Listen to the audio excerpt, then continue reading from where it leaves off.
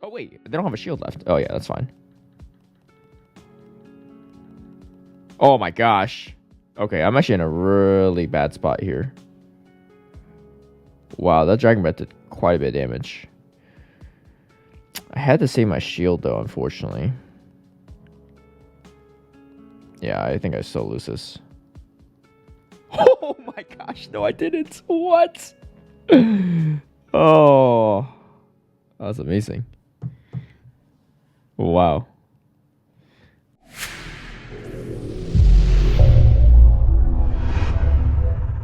Hey everyone, I hope the Bronzor Cup, or also known as Little Cup, is going well for you all.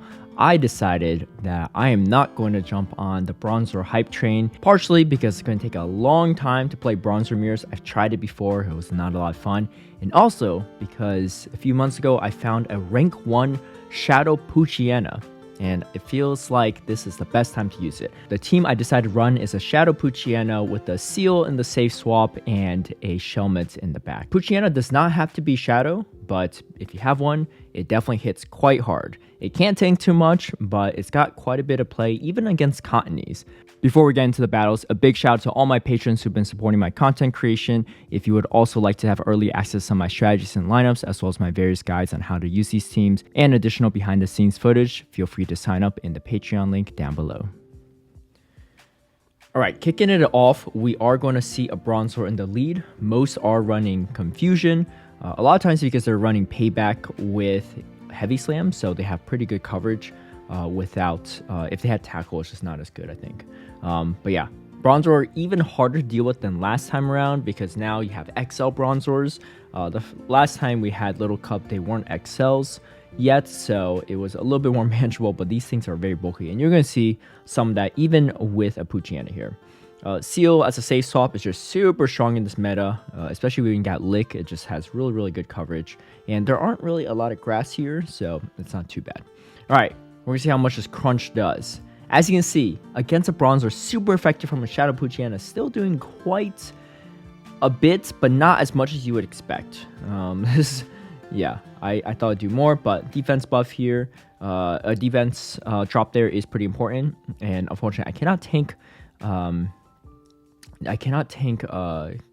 the Confusion, the Heavy Slam, sorry, that takes me out, but they have a Why Not in the back, and Shelmet makes up for some of the lack of bulk on the Poochyena side. Seel is also fairly on the tankier side, so it's not too bad.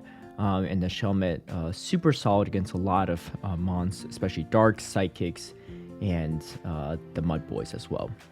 It's actually not that great against Bronzor because Bronzor only taking neutral, but that's what you got Poochyena for, and Seel also can kind of hang with Bronzor. All right.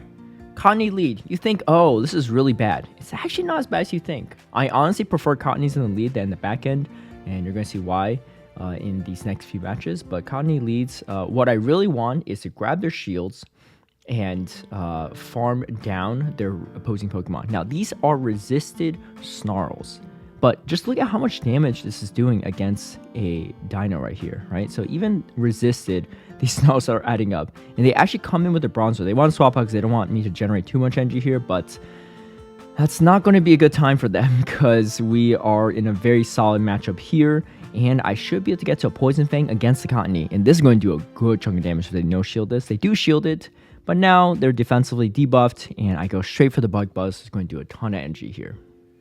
What's up, girl? She seems to be a Cottonee fan. Does not like to see that happen. But it is what it is. Against very top meta teams with Cottonee, Deino, Bronzor. Those are probably some of the top 5 ranked mons in the meta. Maybe top 3 even. Still have a lot of play against this with the anti-meta team. All right. They do a great catch here of catching my Icy Wind there. They're probably going to shield this and crunch me down. Not the end of the world. But really here, I just need to get that Snarl advantage. I kind of wish that the Shadow Slunky had a little bit more health so I could get a full Poison Fang off. Unfortunately, I was not able to, so I was locked in a matchup for a hot second and took quite a bit of charm damage, as you can see. Now, they come in with a Seel here. So, again, Shelmet being the bulkier type of mon here, it does do decent in these more neutral matchups. You good? But yeah, and I do get taken out here, which I don't mind. I really need as much energy as I can here. Snarl down. Can I live a charm? That's the question, because I need to live a charm to get off one more Snarl, and I just barely do. Obviously, if you're not running a Shadow, then that wouldn't be as big of an issue, but I am, so I'm going to take a lot more damage. But still able to take out the Cottonee with the Poison Fang. They shield the first one, so they're debuffed, but even a non-shielded Poison Fang from a Shadow Poochyena will still do probably about 75-ish% to a Cottonee, so it's quite a bit of damage, yeah. Alright, so, Alolan Sandshrew, definitely a core breaker, especially in the lead. In the back end, it's not as bad, because you can take it out with Seel. My opponent here does come in with Bronzor here, and I'm going to just start farming this really hard here. I just want some energy for that Deino, and I'm going to shield here and come in with my Shelmet here. This is going to be okay. Maybe I should have thrown a Poison Fang earlier so I could farm it down, but I kind of want some energy on my Poochyena here. So they don't double shield there, but they do farm quite a bit of energy here. So I'm a little nervous.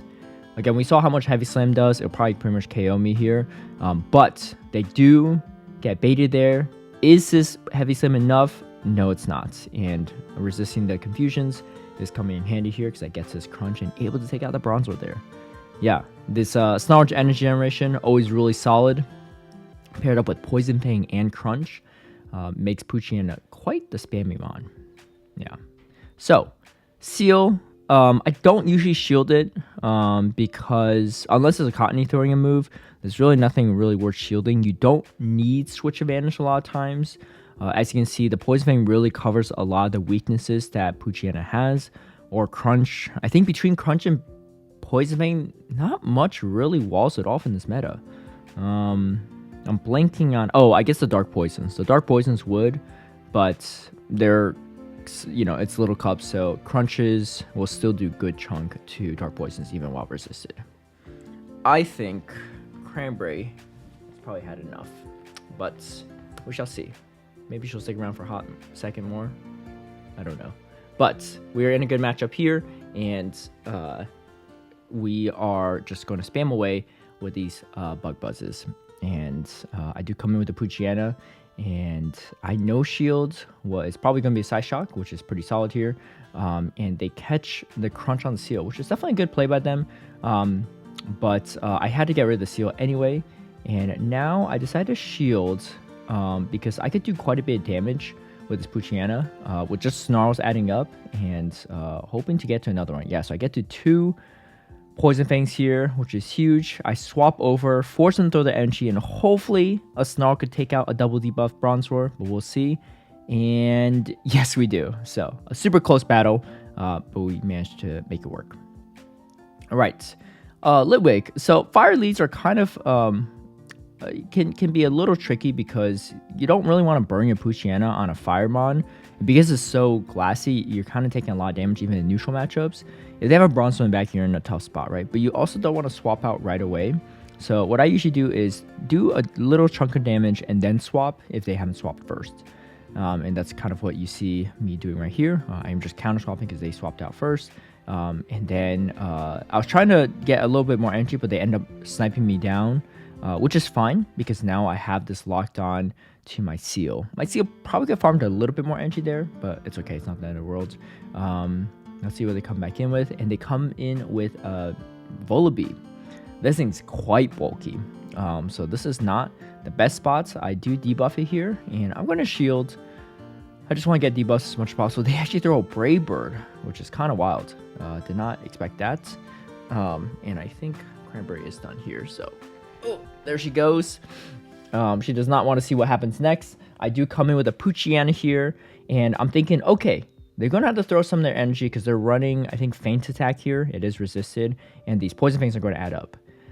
But I didn't really anticipate the fact that Shadow Poochyena is quite glassy. Even resisted Feint Attacks are taking me out, and that is going to be GG. So backline Vulpix, super strong against this team because they're just so bulky, and even resisted Feint Attacks do quite a bit of damage, which should be expected. If you saw earlier, my resisted Snarls are doing a decent amount of damage to the Dinos. You should expect something similar to happen to Poochyena there. All right. We do catch a Body Slam there, which is kind of nice. And then they come in with a Shadow Slowpoke. Kind of interesting. So I think at this point, I'm just going to slow down. Even though Shadow Confusion damage, you're double resisting the Psychic damage, and they're a little bit slower to get to their moves.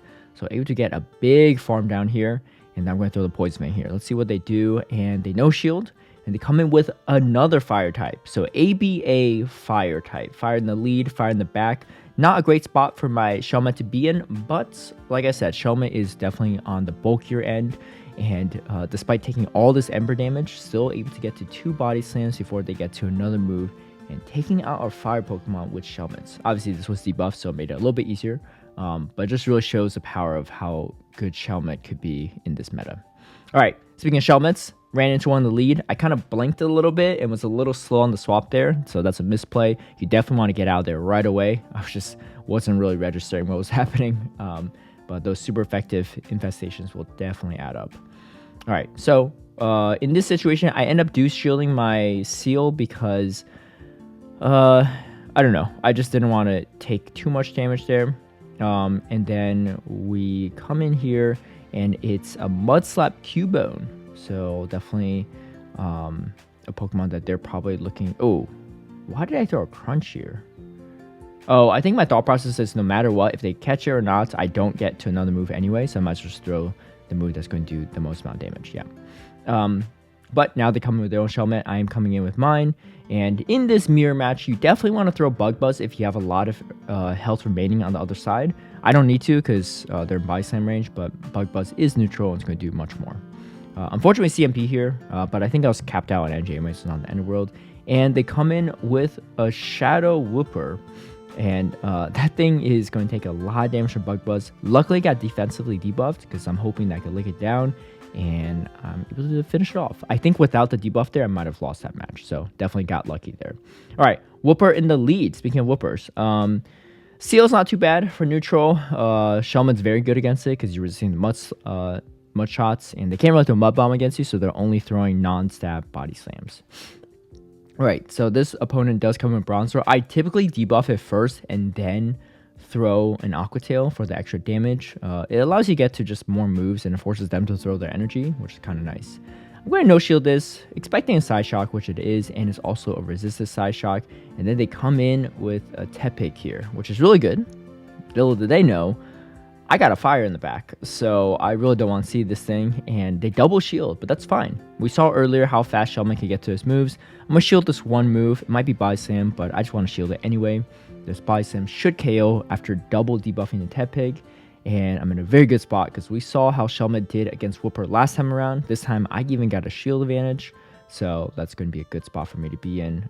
This one is not Shadow, of course, but they do come in with their Bronzor, so I'm going to overfarm just a little bit, throw the Bug Buzz, and then get to one more Bug Buzz here to hopefully KO the Wooper or put it close. And yeah, we KO'd the Wooper there. Overall, the team is a lot of fun, but most importantly, you're not stuck in a Bronzor mirror. And honestly, that's another level of torture that I don't want to put myself through, especially in an unranked season. So if you're looking for some more anti-meta, some more spice, Shadow Poochyena or even regular Poochyena is probably a good go-to mon. Thank you all for watching. If you like this video, feel free to give it a like and share, subscribe for future content, hit that notification bell to get alerted right when I post a new video, and me and Cranberry will catch you all next time.